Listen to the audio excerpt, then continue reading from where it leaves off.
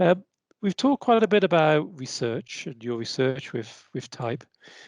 Are there any other areas that you yourself use the type approach in as well? Well, personally, I have to try to not use it, right? I don't know if you're like this. Once you get kind of steeped in it, you sort of meet folks, and your brain starts to try to, think about their function dynamics. Um, I do use it in my clinical practice to some extent. Okay. Um, and sometimes that's just kind of private. Like I say, just trying to understand how a person's thinking, and then maybe use that as a way to communicate, build rapport, or help them kind of frame something that they're having a problem with. I have given it officially in a formal capacity in terms of giving somebody a test battery where I'm trying to see what's going on for them.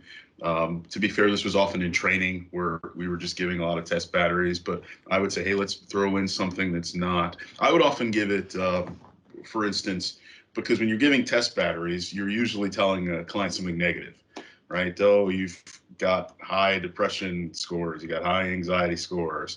It's also nice to mix into that feedback. Well, let's just talk about how you see the world, and if this personality type, if this fits for you, if this helps you see. And so I like to build those things into kind of a feedback session that's not just, here's all the stuff I see you struggling with. Well, here's some stuff that maybe you're doing well. Here's some stuff that maybe Yeah. you can think about as a way to help you understand what's going on in your life. So in those clinical ways, and then, as I say, kind of unofficially, with my friends, just getting their head a little bit. And I know you actually talk about the type approach to your students as well. I Oh have yeah, to admit, I did look at some of your YouTube lectures before I interview you sure, today. sure, sure. How I do how use it in class a lot. I do use it in class a yeah, lot. how do the My students students take love it? it. They love it. They love it. Um, again, it's just so easy to understand, and it really relates. Everybody wants to find out about themselves or find out about somebody they know, and so it's just a nice frame, I think, a really accessible frame for folks to do that with. And so students love it. I started doing this thing where I will ask them to take some version of a Myers-Briggs before the first day of class, and the first day they come in, and I'll just kind of talk about the types, and it's just a way to kind of build rapport in the class and tell a few jokes.